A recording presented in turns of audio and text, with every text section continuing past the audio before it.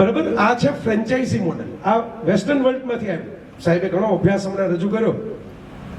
Western વર્લ્ડમાં બીજા વિશ્વયુદ્ધ પછી મોટાભાગની પરદેશી અને ખાસ કરીને અમેરિકન કંપનીઓએ આ ફ્રેન્ચાઇઝી મોડેલ શરૂ કર્યું કે આપણે જવાનું નહીં. એપલના કોઈ ટીમ કુક કે સ્ટીવ જોબ્સ ભારતમાં ન આવે, પણ એનો સ્ટોર અહીં એને જ જેવો અમેરિકામાં જોવા મળે એવો જ સ્ટોર અહીં તમને એપલનો જોવા મળે. Same to same design, same to same layout.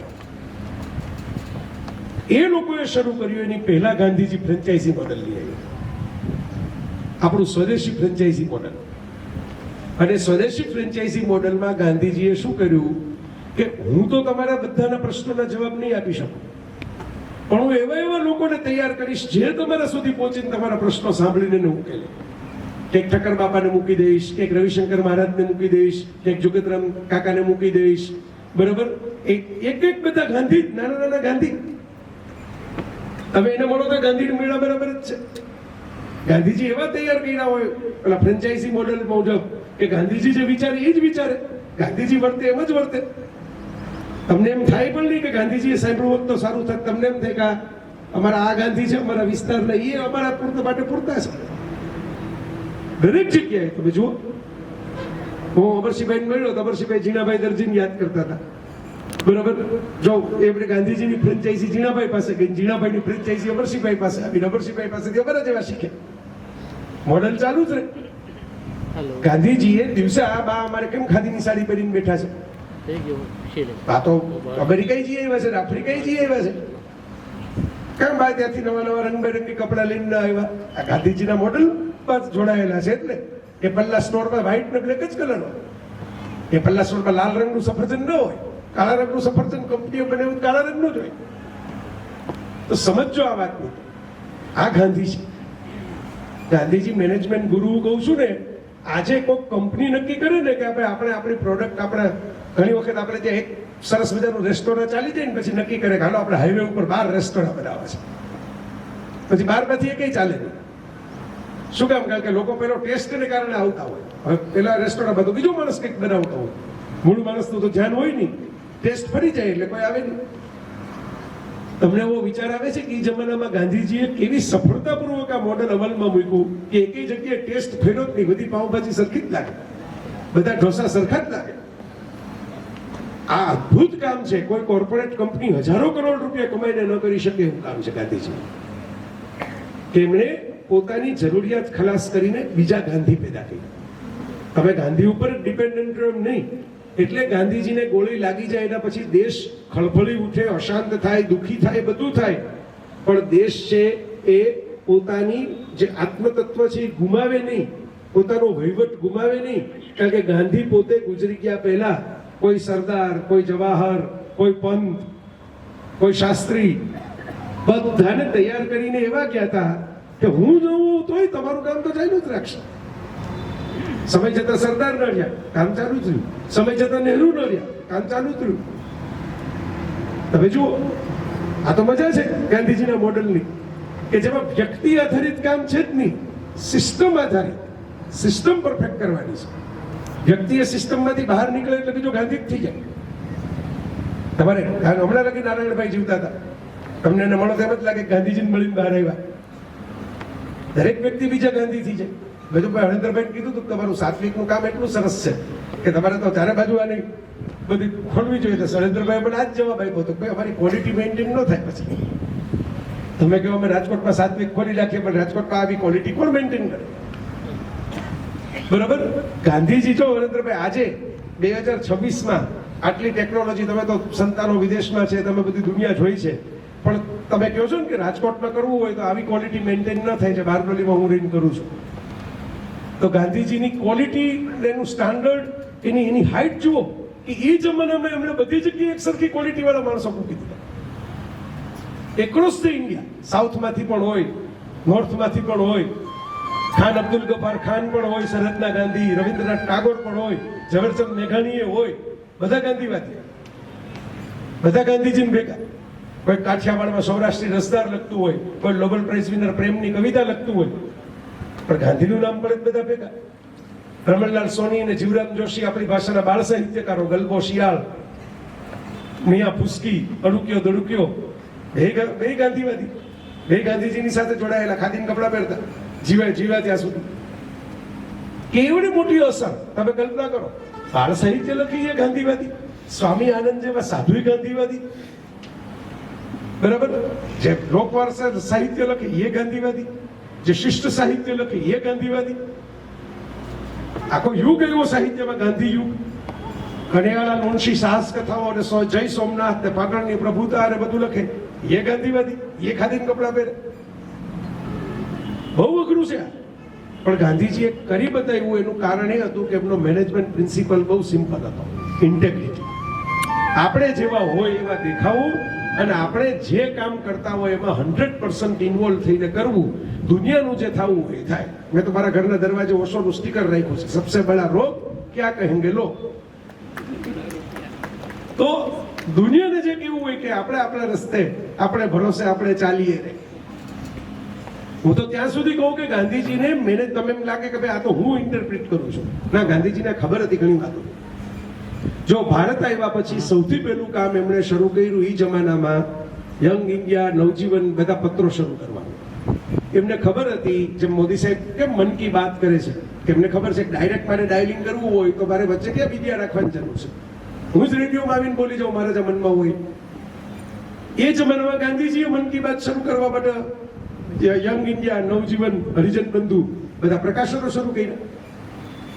હવે આ ઇન્ટરેસ્ટિંગ એટલા માટે છે કે હું એમ કહું છું ને, આ બધા અહીં જે બેઠા છે ને જુવાન મિત્રો અમારા, એને રસ પડે એવી વાત છે કે જો આજે ગાંધીજી જીવતા હોત તો ગાંધીજી સોશિયલ મીડિયા ઉપર એક્ટિવ હોત. ગાંધીજીનો ઇન્સ્ટાગ્રામમાં પ્રોફાઇલ હોત, ગાંધીજીનો ફેસબુકમાં પ્રોફાઇલ હોત, બ્લુ ટિક વાળો વેરીફાઈડ પ્રોફાઇલ બનાવીને બેઠા હોત, ઉપર ડીપીમાં ચરખો રાખ્યો હોત. બરોબર? આવું તમને એમ લાગે કે હું તમને મજા કરાવવા માટે કહું છું, એવું નથી, સાચે જ એવું હોત. કારણ કે ગાંધીજીને બહુ રસ હતો કે સારા વિચારો હંમેશા એમ્પ્લિફાઈ થઈને લોકો સુધી પહોંચવા જોઈએ અને લોકોના મનમાં જે હોય એ આપણા સુધી પહોંચવું જોઈએ અને આપણે દરેક પ્રશ્નોના લેખિતના ઉત્તર આપવા જોઈએ.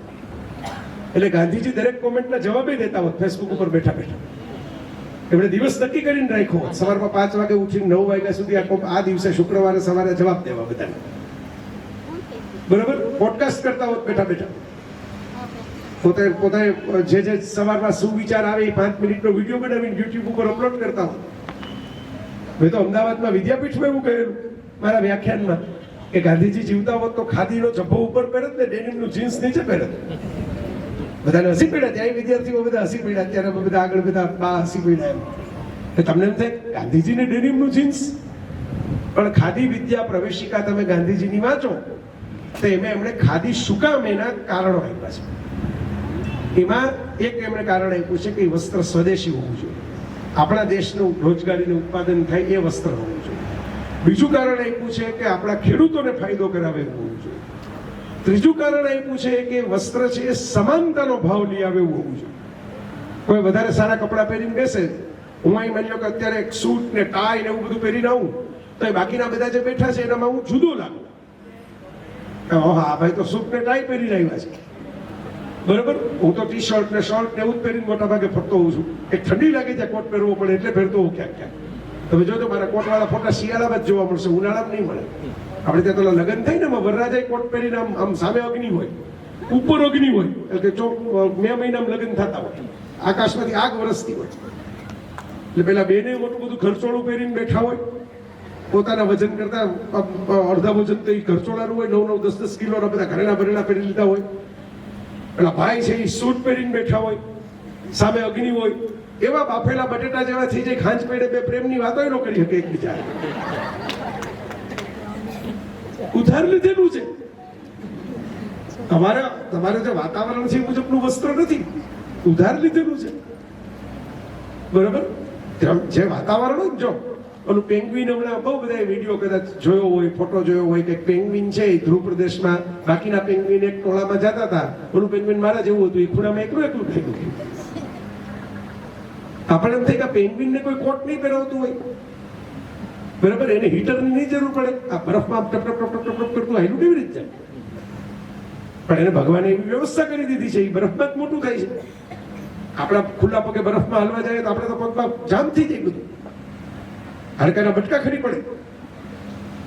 તો મારા મિત્રો, હું એટલા માટે કહું છું કે ગાંધીજીએ ખાદી પણ સમજીને આપેલી કે આ દેશમાં આ વસ્ત્ર ચાલે. વર્ષો પહેલા, આજે તો જો હું તો પરમાનન્ટલી પ્રજ્ઞાબેનને ખબર જ છે, અંદર ખાદી જ હોય 24 કલાક, દુનિયાના કોઈ પણ ખૂણે 365 દિવસ. મારા અંતર વસ્ત્રો જ મેં ખાદીના કરી નાખ્યા છે પરમાનન્ટલી. વર્ષો પહેલા મારે એક ચામડી ઉપર લાલ રંગની ફોલ્લી થઈ હતી. તમારા ડોક્ટર હતા ને, એ ગાંધીવાદી હશે, હું તો નાનકડો હતો ત્યારે. તો મને કહે કે તમે આ બધા બહાર જતા હો અને પરસેવો થાય, પછી કઈ સતત નાહવાનું તો થાય નહીં, એટલે ચામડી ઉપર રેશિસ કહેવાય અંગ્રેજીમાં, લાલ રંગના પેલા ચકામાં થઈ જાય. તો એ કે ખાદીના કપડાં પહેરો ને તો ઓછું થશે, કારણ કે ખાદી પરસેવો શોષી લે, નેચરલ એર કન્ડિશનરનું કામ કરે. તો ત્યારનો મેં પહેરી લીધા, એમાંથી મારી મુક્તિ થઈ ગઈ. રેશિસ કોઈ પણ દવા ક્રીમ વગર જતા ગયા ખાદી પહેરવાને કારણે. આજની તારીખે ચાલુ છે વિશ્વના કોઈ પણ ખૂણે. એટલે હું હસતા હસતા ઘણી વાર કહું છું, અશ્વિનબેન ખબર છે કે ઘણા લોકો બહાર ખાદી પહેરે પણ અંદર કંઈક બીજું જ પહેરતા હોય. બહાર ખાદી એટલા માટે પહેરે કે લોકોના અમને સમર્થન ને મોત ને સત્તા જોતી હોય, અંદર ન પહેરતા હોય. હું એનાથી ઊંધો છું. બહાર ખાદી ભલે પહેરે ન પહેરવું, પણ અંદર ખાદી 24 કલાક પહેરી રાખે. તો ગાંધીજી આવા બધા ખાદીના ઘણા બધા કારણો આપેલા. સમાનતાનું વસ્ત્ર, સ્વદેશી અર્થતંત્રનું વસ્ત્ર. હવે હું શુદ્ધ બુદ્ધિથી કહું છું કે ગાંધીજીએ ડેનિમ સ્વીકારી લીધું, જીન્સ સ્વીકારી લીધું. શું કામ? ડેનિમનું દુનિયાભરમાં રેસાઓની રીતે ગણો તો 80% ઉત્પાદન ભારતમાં થાય છે. એમાં 95% ઉત્પાદન તો ગુજરાતમાં થાય છે. કસ્તુરભાઈ લાલભાઈ ગ્રુપ અને આશીમા ઇન્ડસ્ટ્રીઝ, ચિંતન પરીખનું ગ્રુપ, બે લોકો બહુ મોટા ખેલાડીઓ છે ડેનિમ બનાવો. આપણી જ ગળી ઇન્ડિગોથી ડેનિમ છે, બ્લુ રંગનું છે, ભારતની ગળીથી. સ્ટીવ જોબ્સે પહેરે, માર્ક ઝકરબર્ગે પહેરે, ફેસબુકનો સીઈઓ પહેરે, એપલનો સીઈઓ પહેરે, અને ટ્રક ડ્રાઈવરે પહેરે, તમારા જેવા સ્પીકરે પહેરે, તમારા જેવા વિદ્યાર્થીએ પહેરે. તો ગાંધીજીને જે સમાનતા જોતી હતી, જે સ્વદેશી જોતું હતું, જે એવું વસ્ત્ર જોતું હતું કે જે સામાન્ય માણસને દુખી ઓછું કરે, ખાદી સસ્તું પડતું હતું. ડેનિમ એ રીતે સસ્તું પડે કે મજબૂત હોય, તરત ફાટે નહીં. એને જીન્સ લીધા હશે ને ખબર હશે, પછી ઘણા રાહ જોતા હોય કે ફાટે તો નવું નહીં. જીન્સ તો ફાટે જ નહીં 10 વર્ષ લગી. એટલે હું કહું છું કે ગાંધીજી આ પ્રકારના મેનેજમેન્ટ ગુરુ હતા, ફ્લેક્સિબલ હતા, સમય મુજબ પોતાની જાતને બદલાવી શકતા. મેનેજમેન્ટમાં બહુ મોટું મહત્વ હોય. લોગો બનાવો, સ્લોગન બનાવો, સિમ્બોલ બનાવો. આજે પણ મોદી સાહેબે જ્યારે સ્વચ્છ ભારત અભિયાન શરૂ કર્યું ત્યારે આપણી રૂપિયાની નોટ ઉપર એનો સિમ્બોલ છે. તમારા ખિસ્સામાં જો રૂપિયાની નોટ પડી હોય તો એમાં ગાંધીજી તો બેઠા જ છે, પણ ખૂણામાં બે ગોળ ચશ્મા બેઠા છે. હું હસતા હસતા કહું કે હેરી પોટરે ગાંધીજીના ચશ્મા પહેરે છે, કારણ કે હેરી પોટરની કથાઓમાં એના ચશ્મા ગોળ છે, ગાંધીજીના ચશ્મા ગોળ છે. તો ખાલી બે ગોળ ચશ્મા દોરી દો ને તમે, તોય આખી દુનિયાને ખબર પડે કે તમે ગાંધીજીની વાત કરો છો. આવું સિમ્બોલિઝમ, આવો લોગો બનાવ્યો છે કોઈ કંપની, બરાબર, કે પોતાના ચશ્મા ખાલી દોરો એટલે કંપનીનો લોગો આવી ગયો, કંપનીની ઓળખાણ આવી ગઈ. આવા મેનેજમેન્ટ ગુરુ હતા. એક સ્લોગન આપ્યું, ક્વિટ ઇન્ડિયા, હિન્દ છોડો. બે જ શબ્દો, આખી લીટીએ નહીં. એટલે ઘણી વાર જાહેરાત નથી બધું યાદ રહેતું, ઢૂંઢતે રહે જાઓગે ને એવા બધા સ્લોગન હજી બધા યાદ કરતા હોય જાહેરાતમાં. કુછ મીઠા હો જાય, આમાં તો 3-4 શબ્દો આવે, પણ બે શબ્દો ઉપર આખો દેશ 5 વર્ષ લગી ટકી ગયો. બીજા વિશ્વયુદ્ધ કરતા લાંબુ આપણે ટેકા આપ્યા, અને અંતે અંગ્રેજોએ ખરેખર ભારત છોડવું પડ્યું બે શબ્દોના સ્લોગન ઉપર. ગાંધીજી હોશિયાર હતા, એવા મેનેજમેન્ટ ગુરુ હતા કે એ ખબર હતી કે બધા ભેગા થાય તો થોડોક આનંદ કરાવવો પડે. એટલે તમે જો ગાંધીજીના આશ્રમની તમે ઘટનાક્રમ જુઓ તો આશ્રમમાં ભજનાવલી હોય, આશ્રમમાં પ્રાર્થનાવલી હોય. આજે અહીં સરસ મજાના ગીતો રજૂ થયા. હું જ્યારે અમારે સ્વરાજ આશ્રમની અંદર સરદાર પટેલ કન્યા વિદ્યાલયમાં જાઉં તો બારી નિશ્રામાં મોરારી બાપુ આવે તો પણ ને હું આવું તો પણ ને દેવકી આવે તો પણ જે આવે ને ગીત સંભળાવવું પડે. મારી દીકરીઓ બધા જાત જાતના સુંદર રમનાન બધા ગીતો ગાય. આ પરંપરા ગાંધીજીએ શરૂ કરી કે એમને ભાષણ નહીં સંભળાવવાના કોઈને, પેલા સંગીત સંભળાવવાનું, પેલા આનંદ કરાવવાનો, પેલા મજા કરાવવાની, પછી બધા મજા કરીને 2-5 ગીત સંભળાય, લોકો રાજી થાય. ગીતો અલગ અલગ પ્રકારના લઈ આવવાના, સર્વધર્મ પ્રાર્થના ને એવું બધું એવું ગવડાવવાનું. એટલે બધા લોકો જે સામે બેઠા હોય બધા સમજાઈ જાય. જો આઈડિયલ મેનેજમેન્ટ એને કહેવાય. કંપની સારી કોને ચલાવી શકે? દરેક કર્મચારીનો એમાં ભાગ લાગે. તો ગાંધીજીને ખબર હતી કે આ દેશમાં તો અલગ અલગ લોકો છે. હમણાં જ મારા લેખમાં લખ્યું યુજીસીના લોનો બધો વિવાદ ચાલતો હતો ને, કે ઘણા લોકો ગાંધીજી સામે ફરિયાદ કરે છે કે એ જમાનામાં ચાન્સ હતો ને બાપુ તો આવા ગીતા ગંગા ગાયત્રીના ચાહક કહેવાય એવા હિન્દુ હતા, સનાતની. કાશી વિશ્વનાથના મંદિરમાં જતા હોય, ગીતાનો અનુવાદ કરતા હોય, રામ નામ લઈને જ જીવતા હોય, તો બાપુએ કેમ હિન્દુ રાષ્ટ્ર ડિક્લેર ન કર્યું? તો મેં કીધું હમણાં જો એક ખાલી હવે તો સુપ્રીમ કોર્ટે સ્ટે કરાવ્યો તો થોડી ગોવા બંધ થઈ ગઈ. એક હિન્દુ રાષ્ટ્રમાં કેટલા બધા રાષ્ટ્ર છે. દરેક જ્ઞાતિને પોતાનું મહત્વ છે.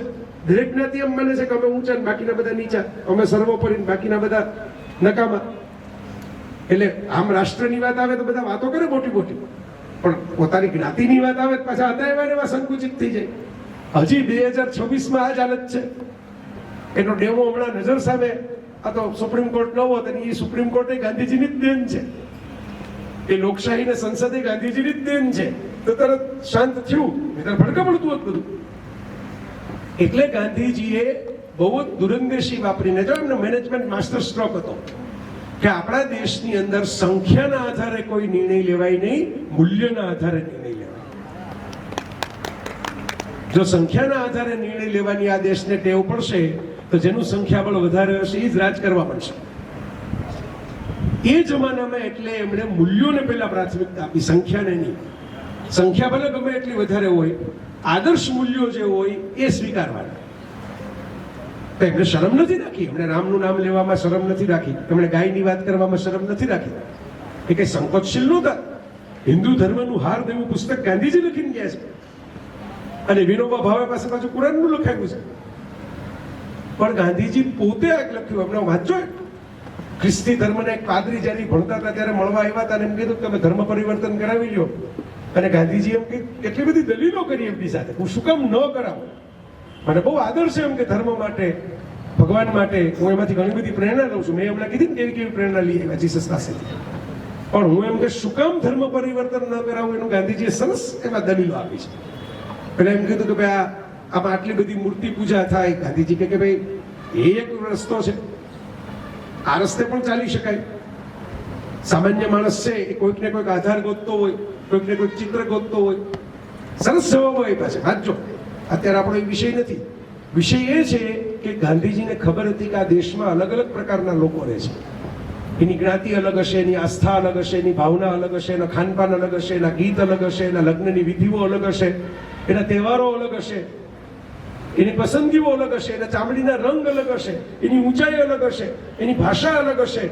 આટલા બધા અલગ જ્યાં હોય ત્યાં વિવિધતામાં એકતા જો તમારે જાળવવી હોય તો તમારે એને પોતાની ઓળખ ગુમાવ્યા વગર એવા આદર્શોને એવી દિશા આપવી જોઈએ કે જેમાં ભેગા થઈને ચાલી શકે, જેમાં ઓળખ ગુમાવવાની ન આવે. અને એને કારણે આ દેશની અંદર આટલી લાંબી, આટલી વિરોધાભાસ હોવા છતાં, આટલા વિભાજનનો ઇતિહાસ હોવા છતાં એકતા ટકી. આ ગાંધી નામનો સિમેન્ટ છે, ગાંધી કંપનીનો સિમેન્ટ નથી. ગાંધી નામનો સિમેન્ટ છે કે જેણે મજબૂત જોડ રોકીને રાખ્યો છે હજી આ દેશ. અને એમને ખબર હતી કે એ બધા, જો એમની બીજી મેનેજમેન્ટ ટ્રીક કે વાયોલન્ટ બીજાના લોકો છે, મારામારી ઉપર આવે, હિંસા કરે, પથ્થર ફેંકે. મહાત્મા ફૂલે અને સાવિત્રીબાઈ ફૂલે જયારે કન્યા કેળવણીની શરૂઆત કરી, આટલી દીકરીઓ બેઠી છે ભણવા, પણ ત્યારે એવું વાતાવરણ હતું કે દીકરીઓને કોથળામાં નાખીને મા બાપ લઈ જતા ભણાવવા. કારણ કે જાહેરમાં સ્કૂલે લઈ જાય તો પથરા ફેંકે, કે છોકરીઓને થોડી સ્કૂલમાં મૂકવાની હોય. તો સાવિત્રીબાઈ અને જ્યોતિબા ફૂલે એ સ્કૂલ ચલાવતા, એમને ઘણાએ મદદ કરી. અંગ્રેજોએ મદદ કરી, બીજા અલગ અલગ નેતાઓએ મદદ કરી. કેટલાક વિરોધમાં હતા, કેટલાક મદદમાં હતા. એમને પહેલા મહાત્મા કહેવાય, પછી ગાંધીજીને મહાત્મા કહેવાય. તો ગાંધીજીને આ બધો ઇતિહાસ ખબર હતો કે આ દેશમાં મારામારીનો ઇતિહાસ. ત્યારે જો બે વાહન ભટકાઈ જાય ને રોડ ઉપર, એટલે કોઈ પોલીસ સ્ટેશને જવાની વાત ન કરે, પોતપોતાની રીતે તને ખબર છે હું કોણ છું ત્યાંથી શરૂઆત કરે, સીધી મારામારી ઉપર વાત જતી રહે. આ વાયોલન્સ આપણી પ્રજાના મગજમાં ઘૂસી ગયું છે. નાની નાની વાત. આજની તારીખે તમે જુઓ, ફિલ્મોમાં વાયોલન્સના સીન સેન્સર નથી થતા, પ્રેમીઓના સીન સેન્સર થઈ જાય. તમે જુઓ, પ્રેમીઓ આપણા સેન્સર બોર્ડ બહુ કડક છે. કોઈ નજીક આવીને બહુ કઈ એકબીજાને ભેટે ને વળગે ને એ બધું કાપી નાખે, તરત કાપીને ફટાફટ બધું કાપી નાખે. પણ કોઈક માથા છૂંદી નાખે ને લોહીના ફુવારા ઉડાડે ને લાશોના ઢગલા કરી નાખે ને એનિમલ ને ધુરંધર ને બધા પિક્ચરમાં તમે જુઓ આવા સીનો જ છે. પણ એનો હીરો કે વાલ કરીને ભેટવા જાય તો એ સીન ઉપર તરત કાતર કરી જાય. ગાંધીજી સમજી ગયા હતા કે આપણી પ્રજાના મગજમાં હિંસા ઉતરી ગઈ છે. આપણે ઋષિઓનો વારસો ભૂલી ગયા છે ક્યાં. આપણે એ રામ અને કૃષ્ણના વારસદાર છીએ કે જેમની પાસે પરમ સત્તા હોવા છતાં હિંસા કરવાની. એ શત્રુને પણ પહેલા પ્રસ્તાવ મૂકીને વિનંતી કરે છે કે યુદ્ધ ટાળવું હોય તો ટાળો. રામ હનુમાન જીયાવ્યા પછી પણ ખરેખર તો રામ એમ કહી શકે ને કે હનુમાન કેમ કે હું તો બરાબર રૂબરૂ કહી આવ્યો, છતાં રામ અંગદને મોકલે છે કે તમે ઓફિશિયલ દૂત નહોતા, હું ઓફિશિયલ મારો મેસેન્જર મોકલું. યુદ્ધ ટાળો, હિંસા ટાળો, સામાન્ય માણસ બરબાદ થઈ જશે. આજે કરે છે ને હવે બધા યુક્રેનના અંતે બધા યુદ્ધ ગાઝા પટ્ટી બધા ચાલે છે. જગતના ડોનાલ્ડ ટ્રમ્પ સાહેબ નથી ક્યારના ઠેકડા મારતા, હું યુદ્ધ બંધ કરાવી દઉં, વીર સીઝ ફાયર વાળા. પણ ટાળવું પડે, કારણ કે આપણે જોયું કેવી મુશ્કેલી પડે. જરાક યુદ્ધની વધારે માહોલ થયો તો કેટલા સોના ચાંદીના ભાવ વધી ગયા રાતોરાત. તો કે નક્કી કર્યું એક લગ્નમાં આટલા ઘરેણા પહેરશું, ઘરેણા પહેરવાનું બજેટ નો રેવો ભાવ વધી ગયા. તો ગાંધી આ રામકૃષ્ણ પાસેથી લઈ આવ્યા આ મેનેજમેન્ટ. કૃષ્ણ તો પોતે દૂત તરીકે જાય છે, આમ તો અંગદને મોકલે છે.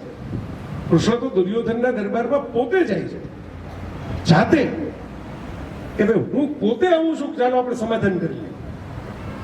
એટલે પછી કોઈ કે કૃષ્ણએ કૂટનીતિ કરીને યુદ્ધમાં આને મરાવ્યા, પણ કૃષ્ણ બચાવવા માટે તો ગયા હતા. ત્યારે કોઈ બચવાની ખેવડા કરી નહીં, પછી યુદ્ધ સ્વીકાર્યું તો શું થાય. તો મિત્રો ગાંધીજીનું એ પણ મેનેજમેન્ટ લેસન છે કે ગાંધીજી એમ કીધું કે ચર્ચા કરો, ડિસ્કશન કરો, મારામારી નહીં. શાબ્દિક મારામારી કરો, વૈચારિક મારામારી કરો. તમે તમારો વાત સાચી માનતા હો 10 વખત બોલો, તમારા મુદ્દા મૂકો, તમારી દલીલો મૂકો, લોજિકથી લઈ આવો. અને આ ગાંધીજી કરી શકાય એટલે આપણે બેઠા બેઠા હું બોલું છું, આમાંથી 5 વિદ્યાર્થીને એમ થતું હોય કે હવે તો બહુ થયું, હવે આપણે જમવા જાય. પણ એ મારામારી ન કરે, બિચારા બેઠા બેઠા સહન કરે કે આ જે ચાલે હવે બિચારા ભાઈ પૂરા ન કરે. હવે ક્યારના બહારગામથી આવ્યા છે, આપણે તો આઈના જ છીએ, ભલે બોલે લેતા, બીજું શું થાય. બરોબર, એ ગાંધીજીનું દેન છે. હું તો ત્યાં સુધી કહું કે અમારા છોકરાઓ બેઠા છે, આ બાજુ છોકરીઓ બેઠી છે. આ સામૂહિક રીતે ભણવું છોકરા છોકરીઓનું, અને છોકરીઓનું ભણવા માટે કોઈ પણ રીતે આપેલા કોથળામાં ગયા વગર, મોટું છુપાવ્યા વગર બહાર નીકળવું, એ પણ ગાંધીજીની ગિફ્ટ છે ભારતની. મેઘાવે કહેલું તો ઓશો રજનીશ જ્યારે ગાંધીજીની ટીકાના વ્યાખ્યાનો રાજકોટમાં કરેલા, પછી છેલ્લા પ્રવચનમાં એમણે ગાંધીજીનો બહુ આભાર માન્યો. એમને સાધુ પુરુષ કીધા ગાંધીજી, અને એમ કીધું કે ભાઈ હું તો ગાંધીનમને એન્જિન પાછળ જોડાયેલા અમુક દબાવોની ટીકા કરું છું. એન્જિન તો મહાન હતું, આવો સાધુ પુરુષ તો ભારતે જોયો નથી. એટલે જ હું કહું છું કે ભારત સમજી ન શીખવા શું કહેવા માંગતા હતા. એવું બધી આપણે સરસ વાતો કરી. તો કોઈકે એમને પૂછ્યું કે ભાઈ તમે આ આભાર શું કામ માનો છો ગાંધીજીનો? તમે તો બહુ ટીકા કરતા હતા. તો રજનીશે એમ કીધું કે ભાઈ આ મારી સામે જે બહેનો આવે છે ને બધી સાંભળવા માટે, આ ગાંધી પેદા ન થયું હોત ને તો સ્ત્રીઓ ન આવત, ખાલી પુરુષો જ બેઠા હોત. સ્ત્રીઓ જાહેરમાં બહાર નીકળે પોતાની મરજીથી, એ વાતાવરણ ગાંધીજીએ બનાવી નાખ્યું. કોઈ વિમેન એમ્પાવરમેન્ટનો દાવો કર્યા વગર. હોટલ નામનું એક પિક્ચર છે, ઓસ્કારમાં પહોંચ્યું છે. એક સમયે જોન અબ્રાહમ ને લીઝા રે એમાં હતા. દીપા મહેતા નામના કેનેડિયન ભારતીય બનાવેલા. કાશીની અંદર વિધવાઓની જે હાલત હતી, આપણે ત્યાં સામાજિક રીતે વિધવાઓને લગ્ન કરવાની તો દૂર, જુદા ઘરમાં રાખવામાં આવે, એ જે હાલત હતી એના ઉપરનું આખું પિક્ચર છે. તમને આમ કરુણતા થઈ જાય. સામાન્ય આવડી 8-8 વર્ષની છોકરી હોય ત્યારે બાળ વિવાહ પણ બહુ થતા.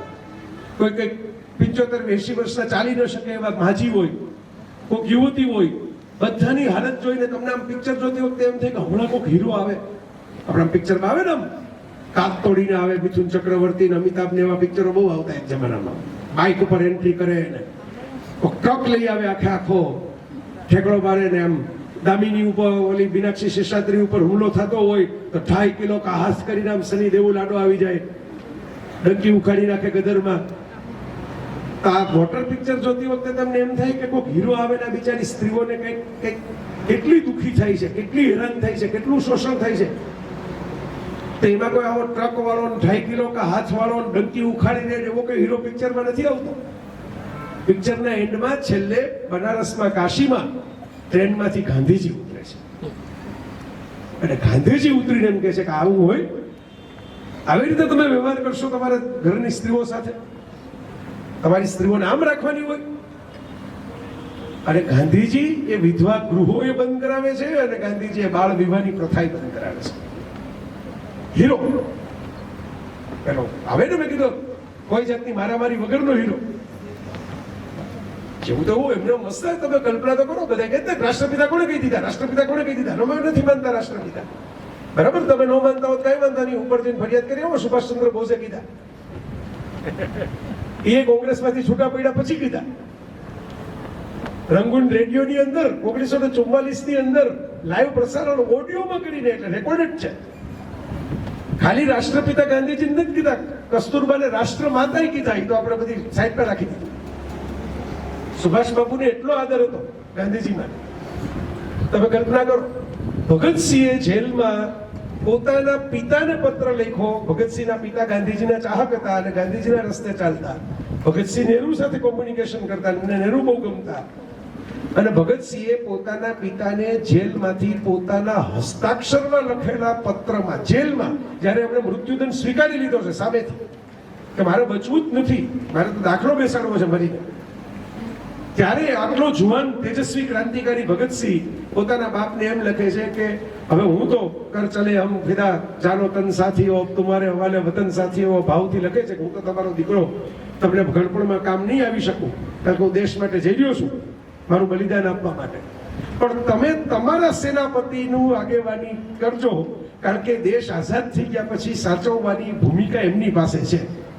અમે તો આઝાદ કરાવવા માટે વિસ્ફોટ કરી શકીએ, પણ આઝાદ થયેલા દેશને કેમ સાચવવો હોય? તમારો સેનાપતિ કોણ? બાપના સેનાપતિ એટલે મહાત્મા ગાંધી. અને ભગતસિંહની ફાંસી થઈ પછીના કોંગ્રેસ અધિવેશનમાં ભગતસિંહના પિતા ગાંધીજીને મળવા ગયા છે. આ રેકોર્ડેડ છે. આપણે સુભાષબાબુ ભગતસિંહને ગાંધીજીના વિરોધી માનીને વોટ્સઅપની અંદર હલાવ્યા રાખીએ છીએ, બરાબર? એમના નામની તો બ્રિગેડ બનાવીને બેઠા હતા સુભાષબાબુ આઝાદી ફોજમાં. હરિપુરાની અંદર છૂટા પડ્યા પછી પણ અધિવેશન. આવા નેતાઓ હતા, એકબીજા માટેનું આટલું સન્માન રાખે, આટલો ભાવ રાખે. સરદાર પટેલ સુભાષબાબુ સાથે મતભેદ ધરાવતા હોવા છતાં જ્યારે આઝાદી ફોજના સૈનિકોને બચાવવાનું આવ્યું તો આપણા ગુજરાતી વકીલ ભુલાભાઈ દેસાઈ સરદારને નહેરુએ ભેગા થઈને એમને કીધું કે તમે આ બધા સૈનિકોને અંગ્રેજોની કેદમાંથી બહાર કાઢો. આ હતા ગાંધી. આ હતું એમનું મેનેજમેન્ટ. મેનેજમેન્ટની અંદર સારામાં સારો પ્રિન્સિપલ શું છે કે તમે કંઈક ખોટું કરો તો તમને દંડ થાય, પણ એ દંડ તમારા કર્મ માટે હોવો જોઈએ, વ્યક્તિગત દ્વેષ તમારા ઉપર ન હોવો જોઈએ. આઈડિયલ મેનેજમેન્ટ કહેવાય. મોટી મોટી કોર્પોરેટ કંપનીમાં ફોલો કરવામાં આવે.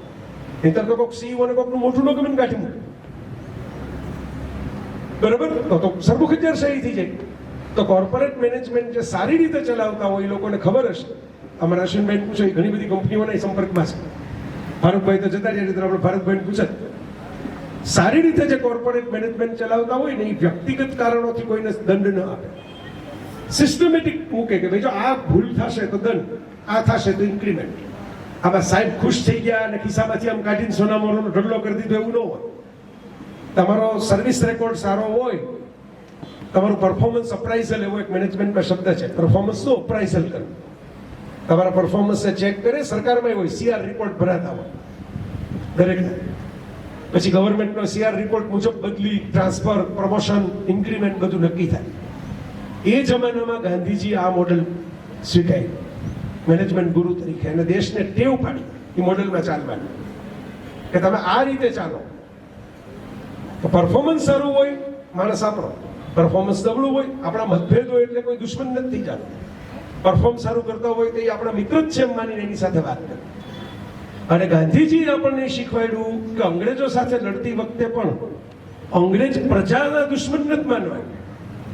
અને એટલે કલ્પના કરો કે 10 વર્ષ લગી તપસ્યા કરીને પણ એક બ્રિટિશ રિચાર્ડ એટનબરો ગાંધીજી ઉપરની ફિલ્મ બનાવી છે.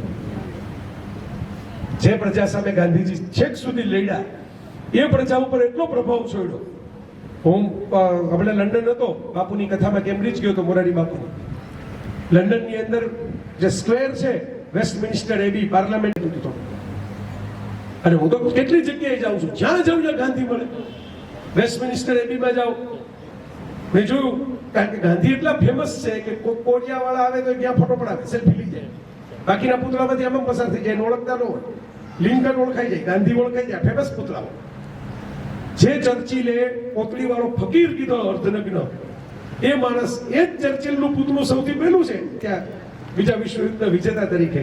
અને પાર્કને વચ્ચોવચ્ચ ગાંધીજીનું પૂતળું ઊભું છે ત્યાં, જ્યાં લોકો ફોટા પડાવે છે, વિડીયો બનાવે છે. હમણાં હું પોલેન્ડની અંદર ગયો હતો.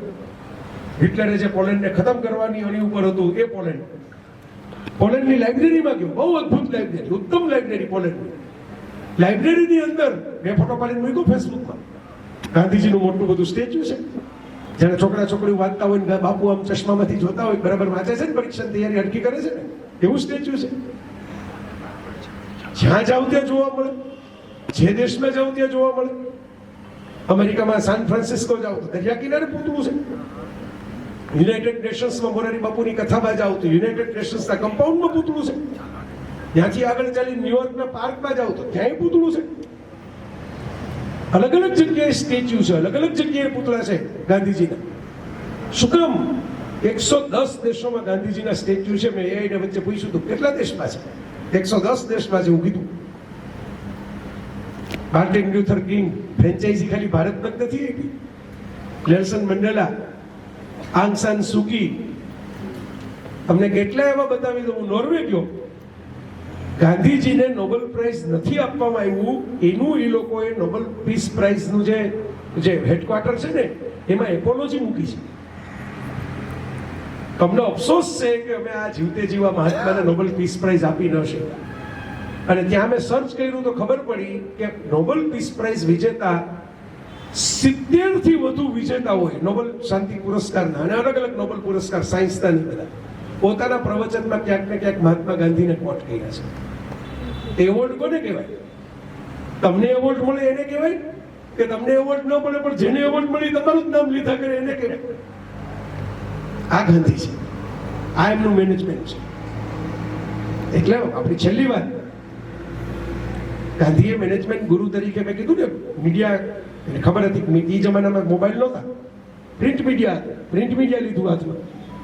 પત્રોના જવાબ આપે, શંકા કરે તેની સાથે વાત કરે, બધા પ્રકારના જવાબ આપે. તમે એવો સસરો જોયો છે કે પુત્ર વધુને પત્રોના જવાબ આપે, એમાંથી આખું પુસ્તક થઈ જાય. પૂર્વીનભાઈ પૂછો છે, બરાબર? પોતાના પુત્ર વધુને કંઈક પણ નાની મોટી પ્રશ્નના જવાબ ગાંધીજી આપે.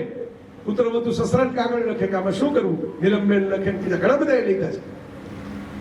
અને એનું આખું પુસ્તક થયેલા પત્રો. ઘરનું મેનેજમેન્ટ કરે, વેલેન્ટાઇન્સ ડે નજીક આવે છે, રોમાન્સનું મેનેજમેન્ટ કરે.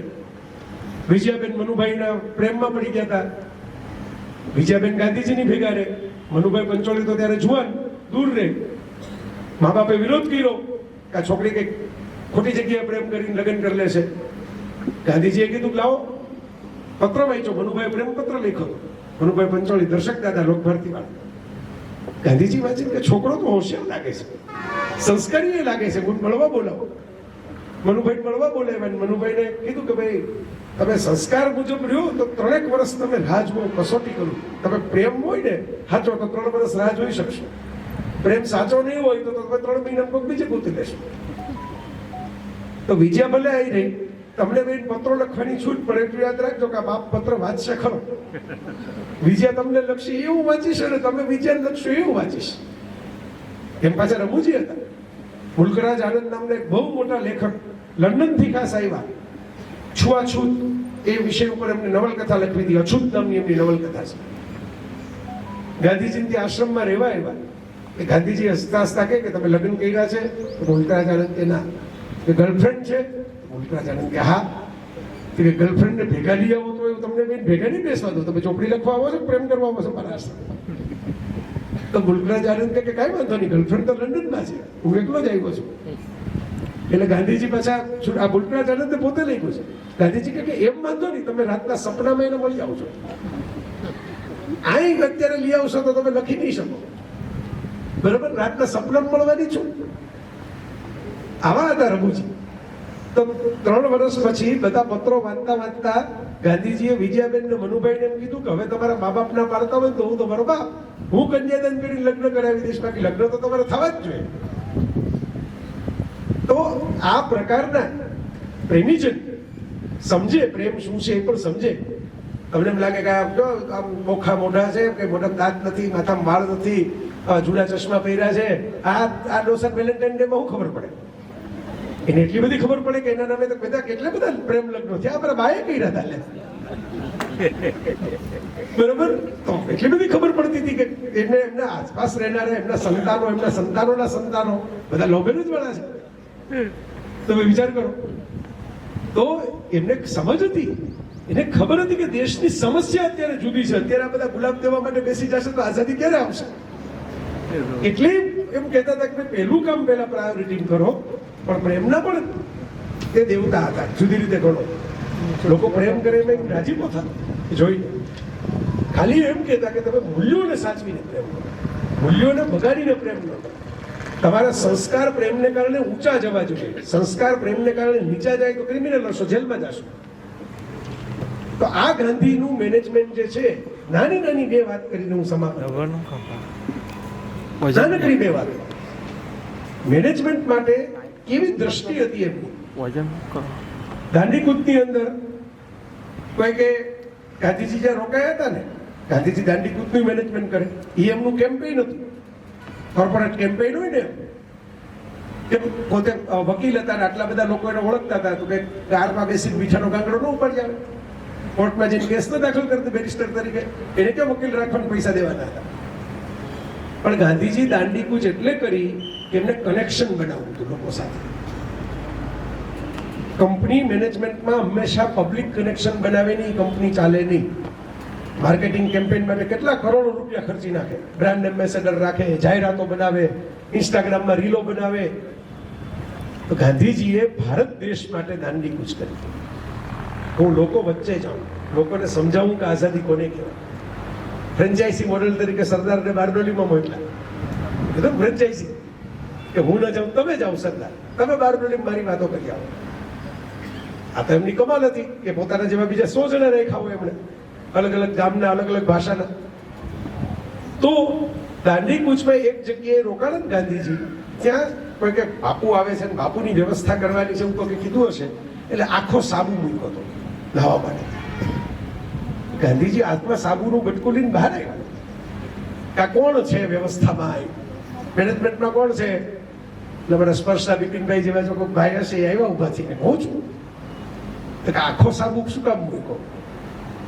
કે બાપુ આપ આવા છો એટલે ખાસ નવો સાબુ તો રાખવો પડે ને, આપ સ્વચ્છતાના આગ્રહી છો, આપ નાહો, હાથ ધોવો. એટલે ગાંધીજી કે પણ હું એકવાર આ સાબુ વાપરું પછી આ તો ગાંધીજીએ વાપરેલો સાબુ એમ કરીને બીજો કોઈ વાપરે નહીં. આ સાબુને તમે પાછું તકતીની જેમ મઢાવીને રાખો, આ સાબુનો બગાડ થાય.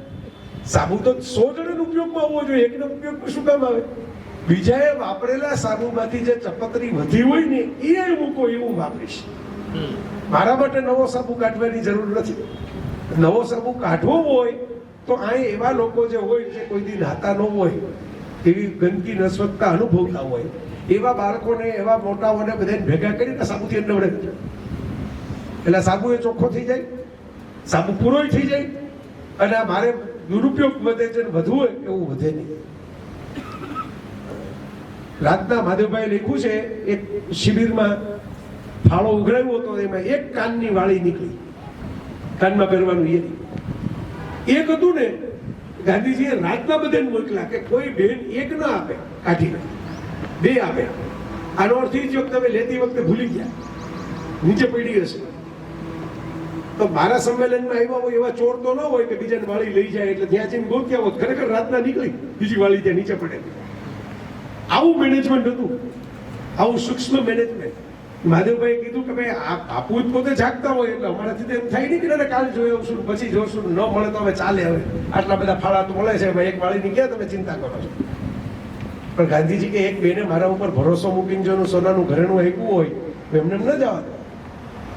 અમારા જેવા તો હજી નથી કરી શકતા. ફોટા પાડવાના અમે ચાર્જ લઈએ, કોઈ દી ન લઈએ. ગાંધીજી ફોટોગ્રાફર પણ પૈસા લેતા.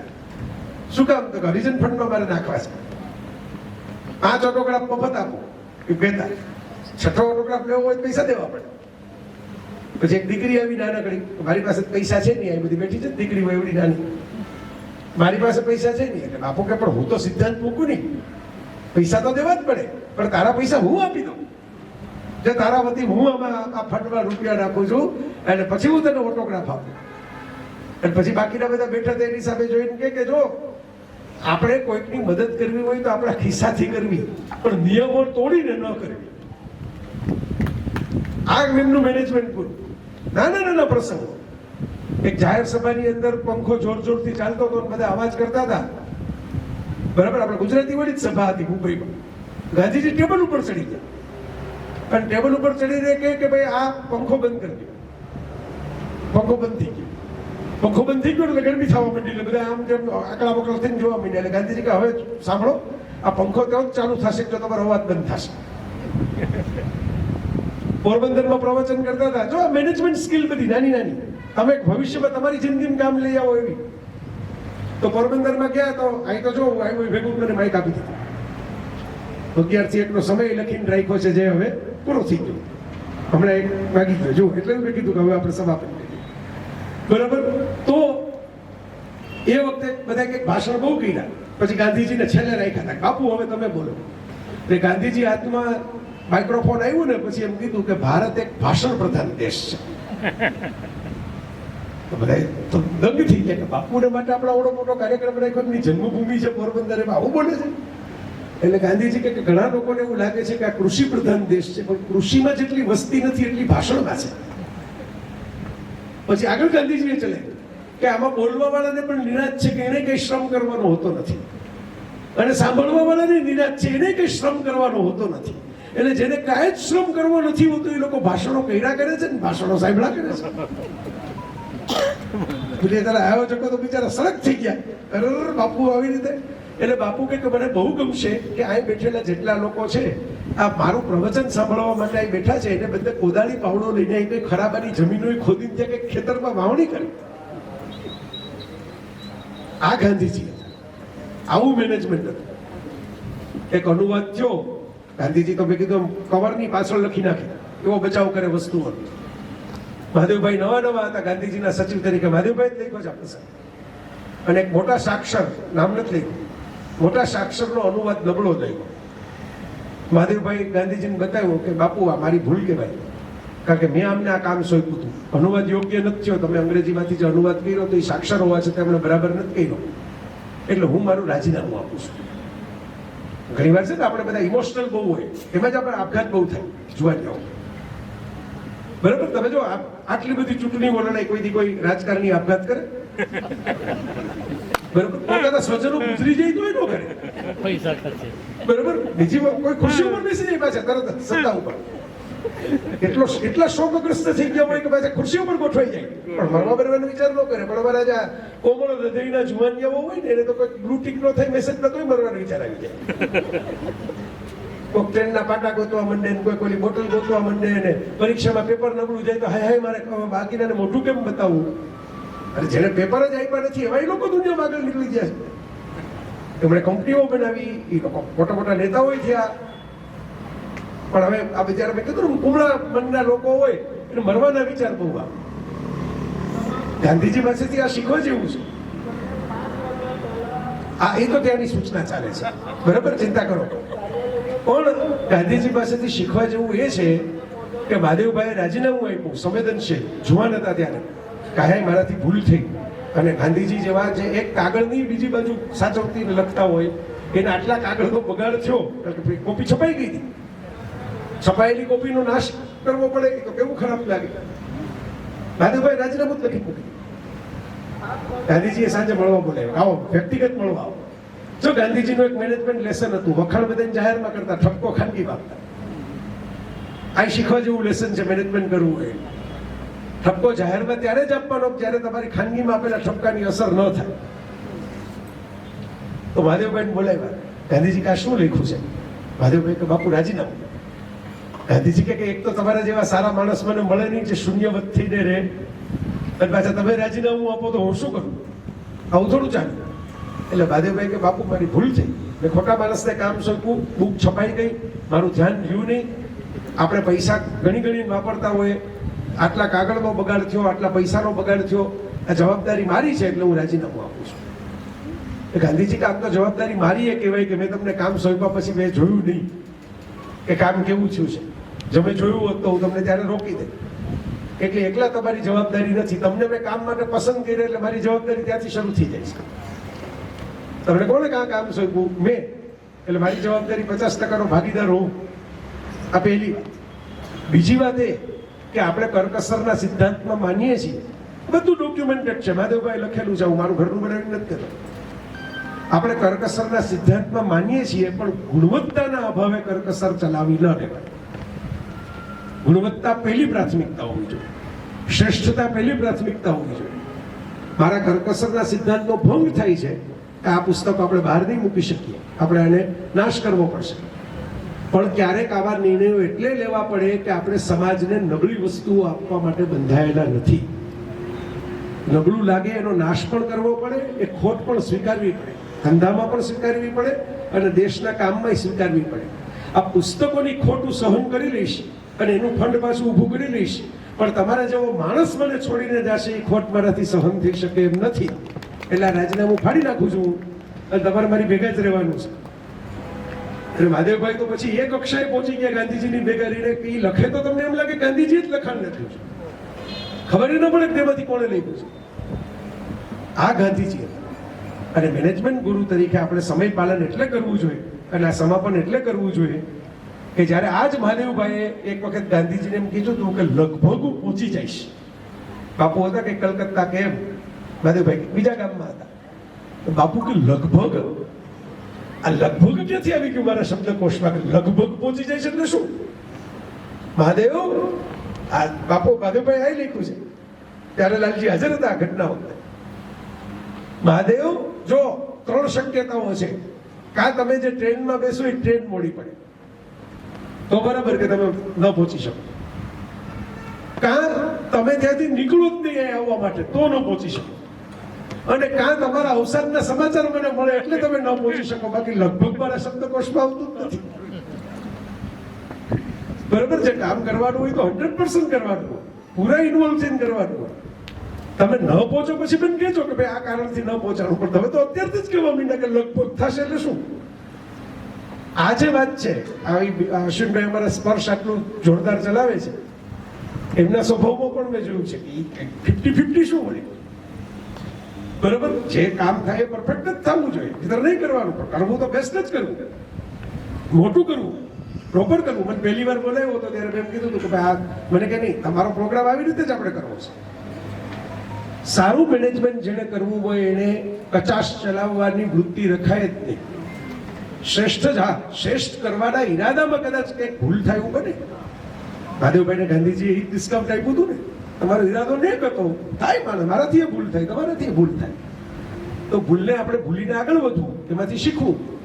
પણ એનો અર્થ એવો નહીં કે આદર્શ છે એમાં બાંધછોડ કરવી, ઉત્તમ ન આપવું, પહેલેથી જ સ્વીકારી લેવું કે આપણે જેવું તેવું ચલાવી લેશું. જેવું તેવું ચલાવી લેવાનું હોત તો આવો સરસ ગાંધી મેળો આટલા વખતથી યોજાતો ન હોત.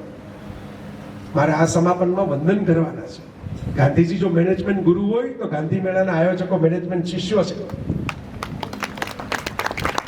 એ લોકો દરેક વખતે પોતે પરસેવો પાડીને, મહેનત કરીને, મિટિંગો કરીને નવું કંઈક શું આપવું યુવાનો માટે, કેવી રીતે મૂકવું, કેમ રજૂ કરવું, એની ખેવના કરે છે, ચિંતા કરે છે.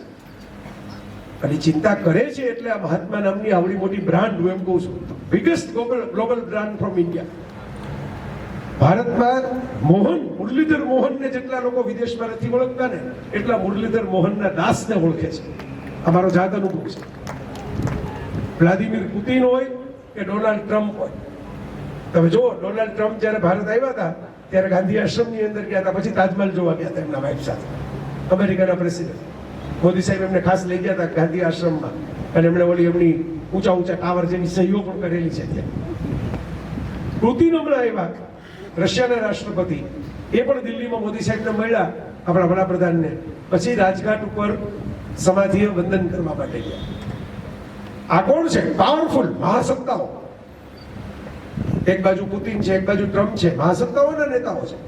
કાંડુ આમળે મળે જાય, લોકો ઉપર રાજ કરવા, દાદાગીરી કરે. પણ ભારત આવીને એ લોકોએ પોતાનું માથું મને કે કો મને, આપણે એમ કહીએ કે તો પ્રોટોકોલના ભાગરૂપે જવું પડે, નહીં તો શિષ્ટાચારના ભાગરૂપે જવું પડે. કા શિષ્ટાચારના ભાગરૂપે મારા ઘરે ન આવે, કા પ્રોટોકોલના ભાગરૂપે બીજે ક્યાંય ન જાય. દિલ્હીમાં તો 10 ઇમારત છે. કે પ્રોટોકોલના કે શિષ્ટાચારના ભાગરૂપે રાજઘાટ જ જવું પડે? કે દિલ્હીમાં સારી હોટલો નથી, દિલ્હીમાં મોટા મોટા મંદિરો નથી, બધું છે. પણ એટલા માટે જવું પડે છે કે હજી આ એવડી મોટી આપણી ગ્લોબલ બ્રાન્ડ છે. આ મેનેજમેન્ટની વાત છે એટલે સમાપનમાં કહું છું, એવડી મોટી ગાંધીજી ભારતની ગ્લોબલ બ્રાન્ડ છે કે યુદ્ધ કરનારા લોકોએ ત્યાં આવીને શાંતિના સંદેશ લખી જવા પડે. પાકિસ્તાનના મુશરફ જ્યારે 2001માં આવ્યા હતા ને, ત્યારે એમ લખી ગયા હતા કે હિંસા બહુ ખરાબ વસ્તુ છે. હું મહાત્મા ગાંધીના સત્ય અને અહિંસાના આદર્શમાંથી પ્રેરણા લેવાની કોશિશ કરું છું. પછી પ્રેરણા લઈને દુબઈ ભાગી ગયા.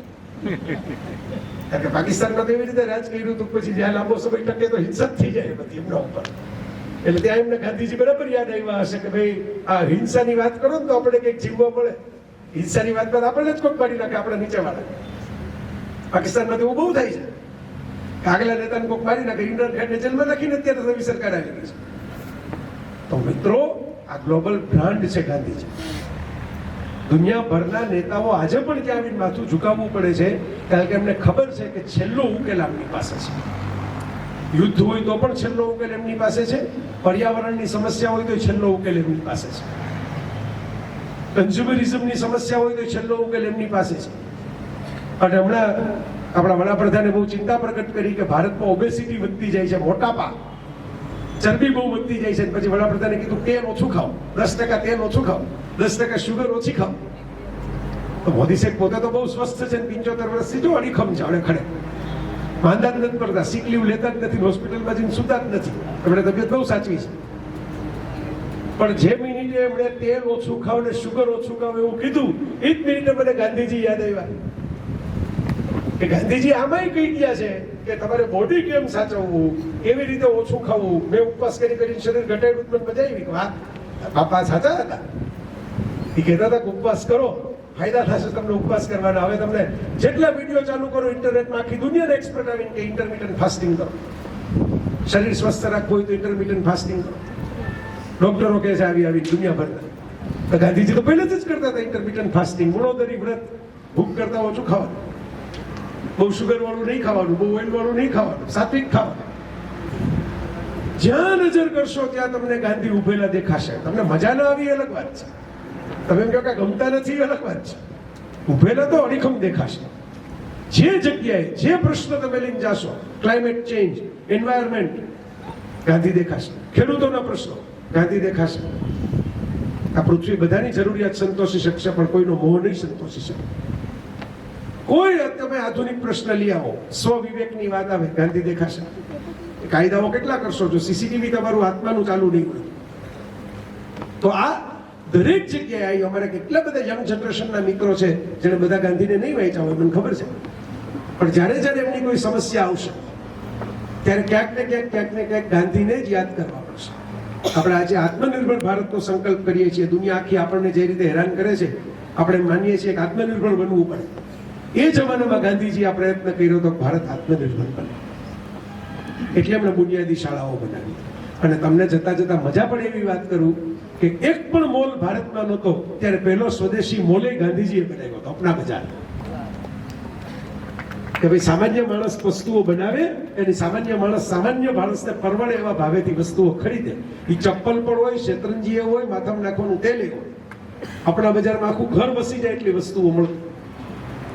આપણે એ ટકાવી ન શક્યા એટલે હવે આપણે ચિંતા કરવી પડે છે કે આપણે આત્મનિર્ભર કેમ થશું. ત્યારે શીખી લીધું હોત તો આત્મનિર્ભર થઈને બેઠા. જેટલી નવી એજ્યુકેશન પોલિસી છે, યુનાઇટેડની નેશન્સની, યુનેસ્કોની જો એજ્યુકેશન પોલિસી છે, એ ગાંધીજીની બુનિયાદી તાલીમના સિદ્ધાંતો ઉપર છે. તો મિત્રો, હું તો એટલું જ તમારી પાસેથી માગીને જાઉં છું કે મારે તો 2 કલાક પૂરા થઈ ગયા, મેં તો એની માથે 5 મિનિટ વધારે લઈ લીધી. પણ ગાંધી છે ને એ એવડું જીવી ગયા છે કે 2 કલાકમાં સમાવાના નથી. અમે વિષયો બદલાવ્યા કરશું, હું અશ્વિનભાઈ, હું પ્રજ્ઞાબેન, અમે આવું બધું બહુ કરીએ, નવા નવા વિષયો ગોતવા લાગ્યા. પણ ગમે એટલા વિષયો લઈએ, તમે એટલું કરજો, ગાંધીનો જાતે અભ્યાસ કરજો. વોટ્સઅપમાં, યુટ્યુબમાં વિડીયો આવે, ફોરવર્ડેડ મેસેજ આવે, એ અભ્યાસ નથી, એ બ્રેઇન વોશિંગ છે. તમે ગાંધી એટલું લખી ગયા છે, ગાંધીની સાથે રહેનારા લોકો એટલું લખી ગયા છે, જાતે જ વાંચો. ઇન્ટરનેટ ઉપર અવેલેબલ છે. ભારત સરકારે આખા ગાંધીજીનો શબ્દદેવ મૂકી દીધો છે ફ્રી વાંચવા માટે, ડાઉનલોડ કરવા માટે. ગાંધીજીનો અક્ષરદેવ પડ્યો જ છે, વાંચો.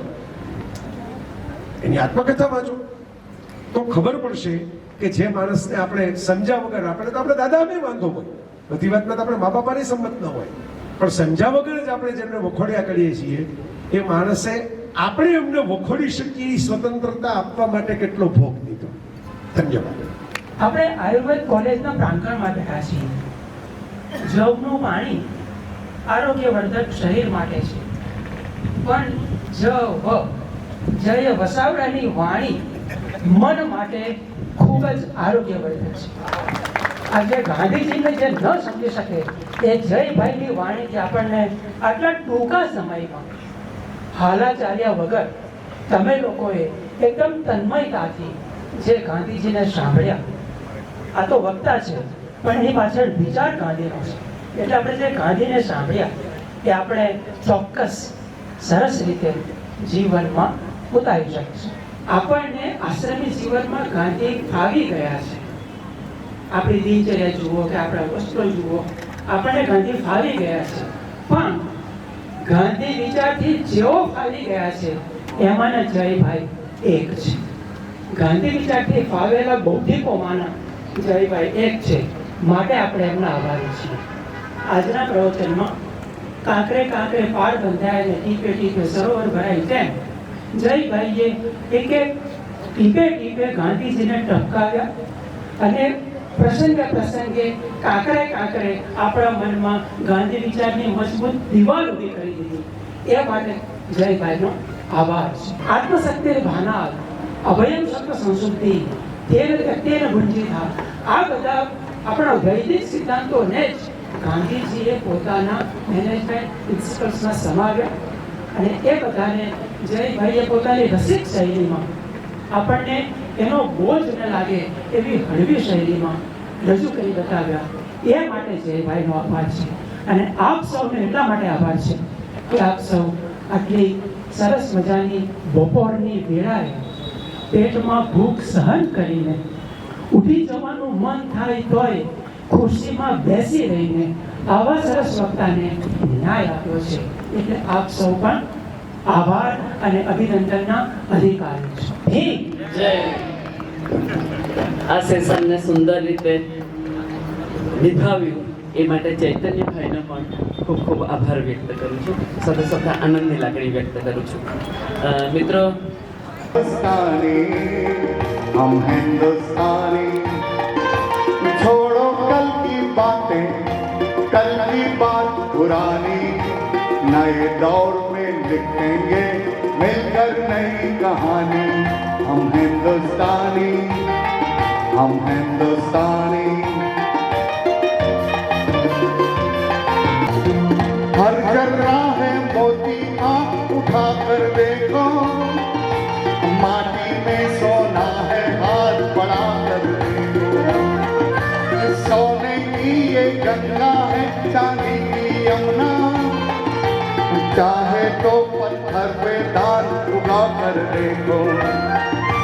नया खून है, नई उमंग, अब है नई जवानी.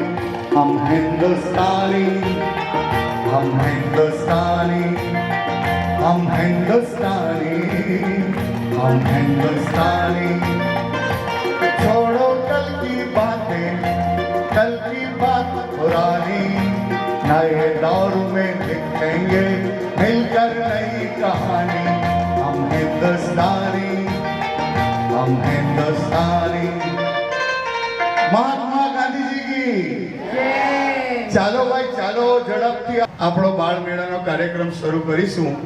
જે શાળાઓ અહીંયા આવી ગઈ છે એ જરા પોતાના નામ અમને લખાવી જાય. प्रीत जहांगीरी सना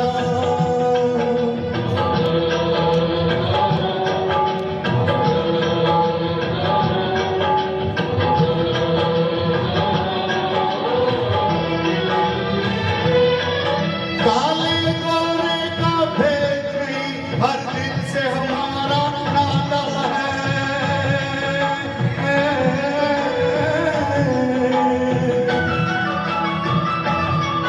कुछ और ना आता हो हमको, हमें प्यार निभाना आता है।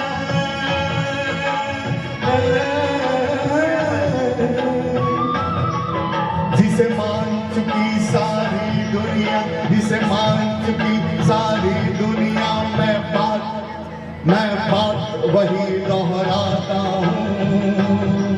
भारत का रहने वाला हूँ, भारत